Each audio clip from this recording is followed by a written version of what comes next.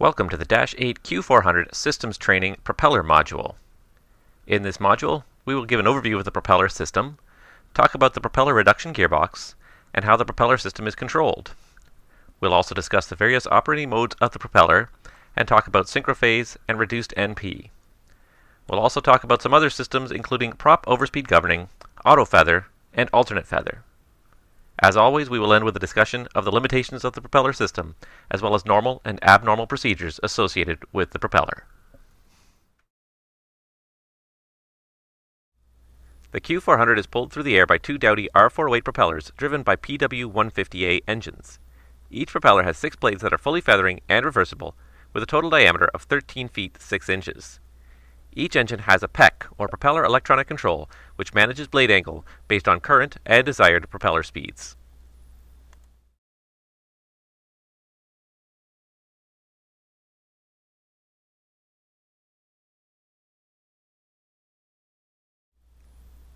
The propellers are connected to the engine's power shaft and turbine through a propeller reduction gearbox.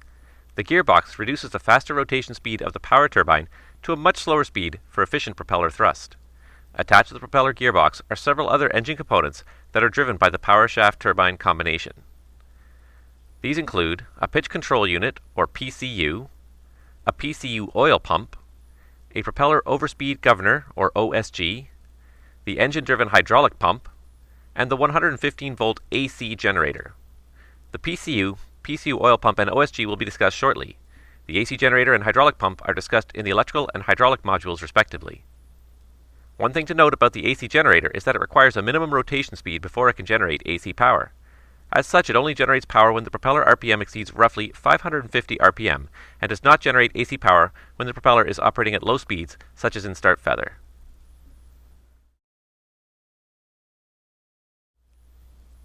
The propeller control system on the Q400 consists of two primary components, the PEC and the PCU. The PEC, or Propeller Electronic Control, is a computer that controls the propeller on the Q400. Like the engine FADEC, the PEC features 2 channels. Normally the channels are alternated each flight, but should either channel fail, the other will automatically take over. The PEC monitors actual propeller speed versus desired propeller speed, and sends signals to the PCU to adjust the blade angle. The PEC also contains the Autofeather logic, which is discussed later, propeller underspeed control, and will send uptrim signals to the other engine should a loss of torque or RPM be detected.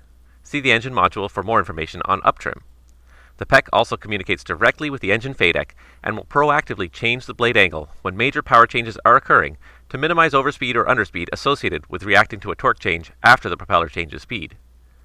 The pitch, or angle of the propeller blades on the Q400 is controlled by high-pressure oil forced into the propeller hub. The flow of oil into the propeller hub is controlled by the PCU. The PCU is a hydro-mechanical device that is controlled by the PEC and regulates the flow of high-pressure oil into 2 chambers in the propeller hub. Forcing oil into one chamber forces the blade to a finer pitch, or smaller blade angle. Forcing oil into the other chamber forces the propeller to a coarser pitch, or higher blade angle. Should the PCU fail, counterweights on each blade will force the propellers to the maximum fine pitch, which will cause the propeller to operate at high speed. The PCU receives oil from the PCU oil pump, also mounted on the propeller gearbox. This pump receives oil from the normal engine oil pump, but increases the pressure to provide sufficient force to drive the massive propeller blades. The propeller on the -8 operates in 2 modes, constant speed or beta mode. Once the condition lever is out of start feather, the operating mode is determined by the position of the power lever. When the power lever is above flight idle, the PEC operates in constant speed mode, sending signals to the PCU to adjust the blade angle to maintain the desired prop RPM, regardless of the amount of power being generated by the engine. Note that the PEC will take information from the FADEC, however, and anticipate power changes. For example, during a rapid engine acceleration, even though the prop will be on speed, the PEC sends a signal early to drive the blades to course in anticipation of the increasing power about to be transmitted along the power shaft. If this didn't happen, as the extra power is transmitted along the shaft, the propeller would start to accelerate, and only then would the PEC react.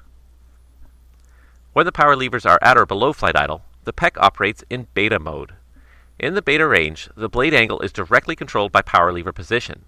At flight idle, the PEC software prevents the blade angle from going below the flight fine angle of 16.5 degrees, thus ensuring the propeller does not cause excessive drag in flight. A secondary stop is set to 16 degrees, and a valve will actually drain oil pressure from the propeller hub should the propeller be driven to less than 16 degrees, thus allowing it to revert towards the feather position. To help prevent inadvertent operation in the beta range in flight, which can create dangerously high drag, the power levers have a gate at flight idle. The beta triggers under the power levers must be lifted to move the power levers below flight idle. These triggers should never be lifted in flight, and a horn will sound anytime they are lifted in flight. On the ground, blade angles of less than 16 degrees are allowed. As the power lever is moved below flight idle, the blade angle decreases until it reaches 0 degrees or disc. As the power levers are moved below disc, the blades move into negative blade angles to allow reverse thrust, which improves deceleration after landing. Once the propeller is in the beta range, the FADEC becomes responsible for maintaining propeller RPM through the NP underspeeding circuit. The FADEC will attempt to keep the propeller turning at a minimum speed of 660 RPM at all times. If the drag of the propeller blade decreases speed below 660, the FADEC will increase fuel flow to the engine just enough to maintain the 660 RPM. As the fuel flow does increase, the power being transmitted to the propeller increases, and thus overcomes the drag of the blade and provides more reverse thrust. As the blades enter greater negative angles, more drag on the blades requires more fuel to keep the propeller turning at 660 RPM, which results in ever greater negative thrust. There is, however, a limit to the blade angle in reverse, which can be reached at low airspeeds. If this happens, the FADEC and PEC will return to a constant speed mode, allowing the propeller to accelerate above 660 RPM to maximize reverse thrust at the maximum reverse blade angle.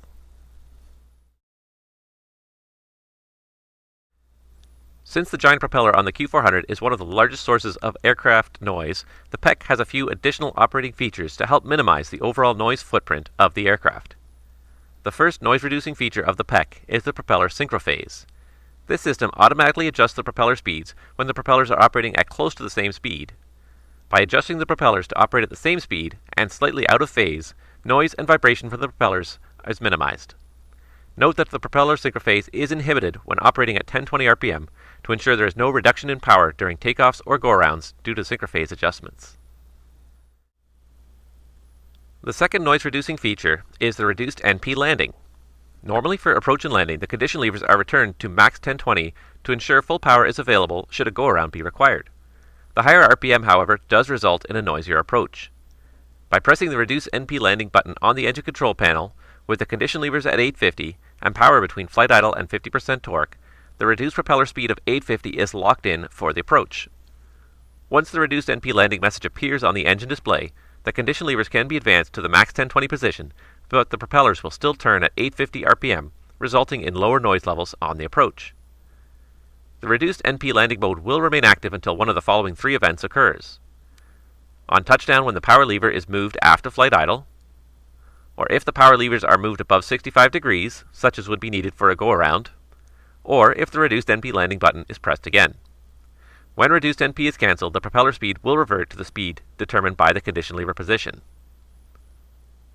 While Reduced NP is desirable for noise abatement in most cases, there are a few things to consider. Reduced NP will increase the landing roll by about 600 feet, as the propeller takes longer to reach disc or reverse after landing. Reduced NP will also increase the time for power changes in the engine to take effect, so during gusty conditions it may be desirable to fly at 1020 RPM to allow for more responsive power changes.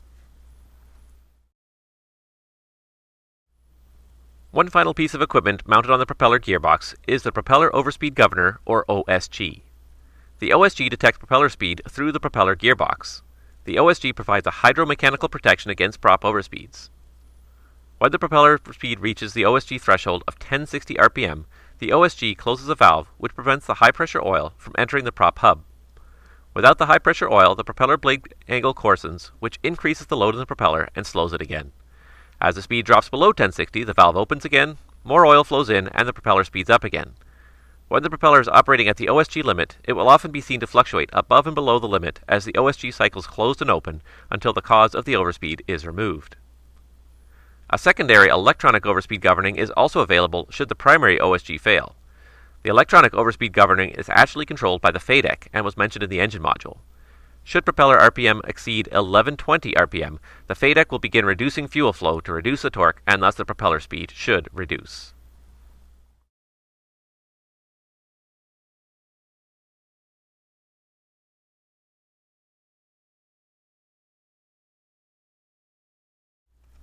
Should a propeller stop generating thrust, such as during an engine failure, it can suddenly become a huge liability.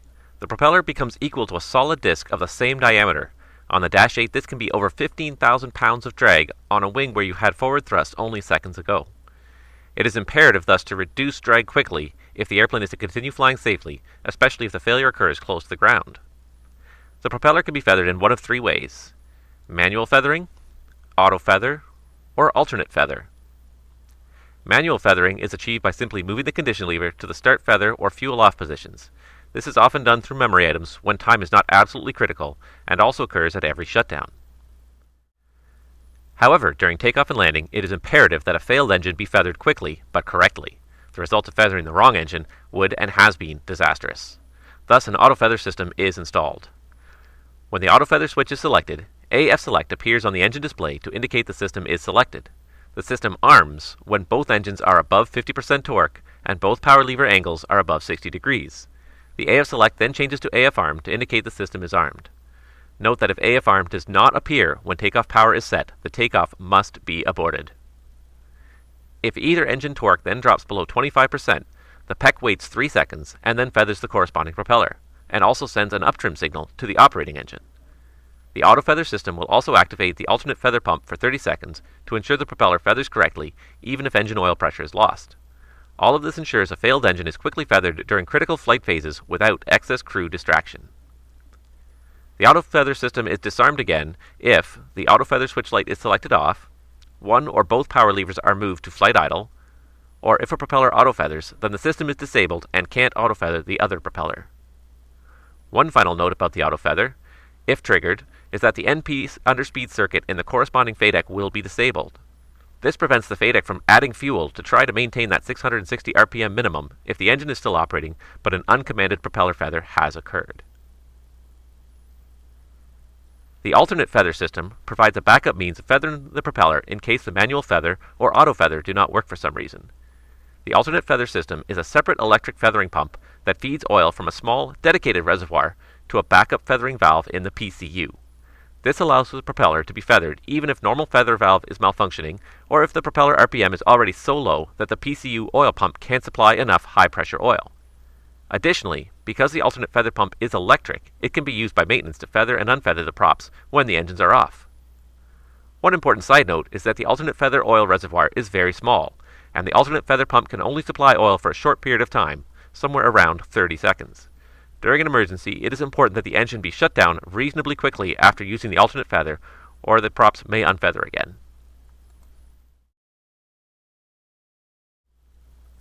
The biggest limitation for the propellers is propeller speed. Max speed is normally 1020 RPM, with transient exceedances up to 1173 RPM permissible for up to 20 seconds.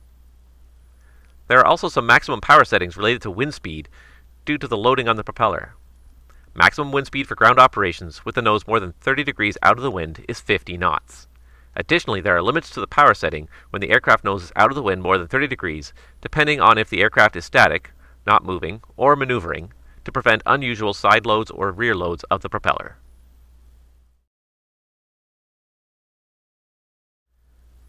Normal operation of the propellers is generally quite simple. Each propeller is controlled by its own condition lever and normally operates at one of three speeds: 1020, 900, or 850. In normal operations, the condition lever is moved to start feather during the start process, and the propeller remains feathered throughout the start. In this condition, at idle thrust, it should turn at approximately 220 RPM. For taxi, at least one propeller must be out of start feather to provide thrust. Bring the propellers to max 1020 once the start process is complete and the engines are stable. This will bring the AC generator online once the propeller accelerates above 550 RPM, and then the after-start flow is done. Takeoffs and landings are normally done at 1020 RPM, which provides maximum thrust and acceleration when it is needed. Once the flaps are retracted, the props are brought to 900 RPM for climb, and once level in cruise and cruise speed reached, the props are brought back to 850 RPM. These lower RPMs are more efficient and also generate less noise inside and outside the aircraft, but they lack the maximum acceleration achieved at 1020 RPM. Thus, prior to landing, ensure the condition levers are brought back to 1020 RPM in case a go-around is required.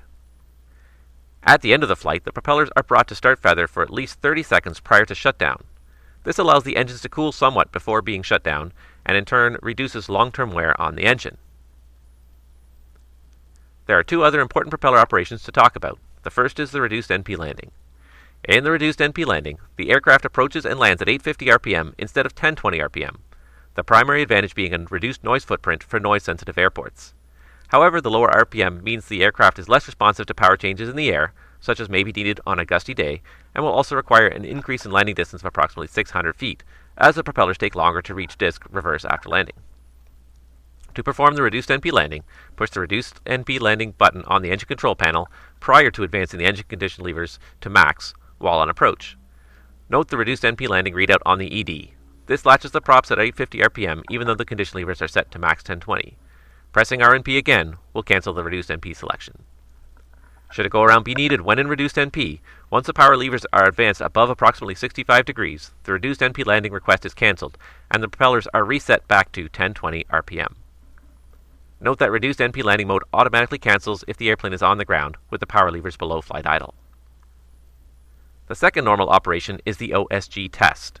This function must be performed at least once every 30 days and is usually tracked by the maintenance department. The OSG test is fairly simple, though a checklist is sometimes used to ensure it is done correctly. The test must be done while stationary with the engines running, preferably facing into the wind. The condition levers must be at max and the power levers at flight idle when the test is started. Push and select the OSG test and wait for the OSG test in progress message to appear on the ED. Once OSG test in progress appears, slowly advance the thrust levers. The OSG should kick in and govern the props around 860 RPM. OSG test successful should appear on both sides once the test is successful. The power levers can then be retarded and the switch released. If the OSG test abort message appears, something did not go right in the test, and the test can be reattempted.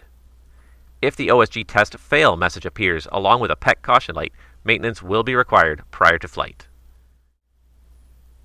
The Autofeather system also has a test that should be run once a day.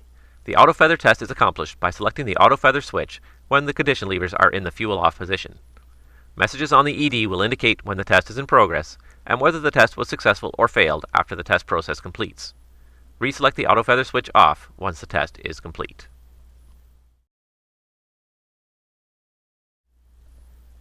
As with the FADEC, PEC faults can fall into three classifications. Critical faults result in partial or total loss of propeller control. In most cases, the faults will drive the propeller towards course and eventually feather, in case the same fault, such as an electrical power loss, has failed the engine as well.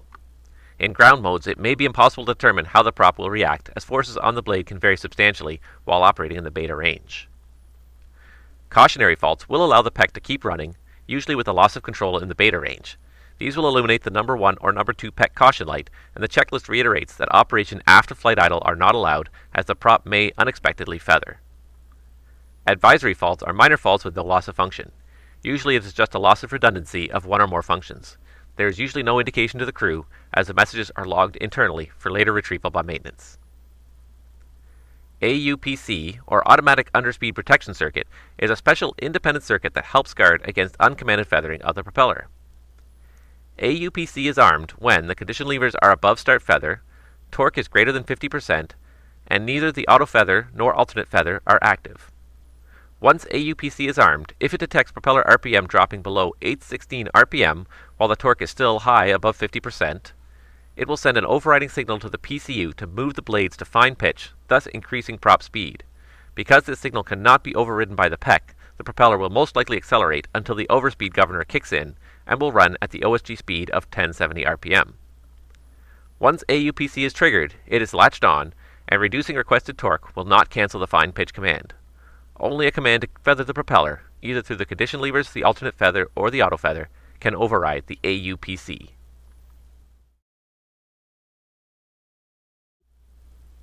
The most critical abnormal checklists for the propeller system deal with propeller overspeeds. As always, follow the appropriate checklist. In case of a single propeller overspeed, the memory items involve attempting to feather the engine before shutting down the engine. If the propeller feathers, as indicated by a low RPM, 200 RPM or less, with the engine still running, then the engine can be shut down normally. If, however, the propeller does not feather using the condition levers or alternate feather, do not shut down the engine. Without the propeller feathered, the enormous drag created by shutting down the engine with a windmilling propeller could cause a loss of control. Instead, the engine is kept operating for the rest of the flight to keep the overspeeding propeller from windmilling and causing the excess drag. Landing will require a long runway, as the overspeeding engine cannot be brought below flight idle on landing. Even more unlikely is the dual prop overspeed. The most likely cause of dual prop overspeed is pilot error, usually accidentally moving both condition levers below 850 RPM while in flight. If this is done, the AUPC system talked about earlier will kick in due to the still high torque but falling RPM, and both propellers are forced to the full fine pitch mode until the overspeed governor triggers at 1070 RPM. Since we cannot shut down both engines in flight, and symmetrical power is safer than asymmetrical, both engines are simply left running. Since neither engine can be brought below flight idle on landing, the landing distance will be greatly increased.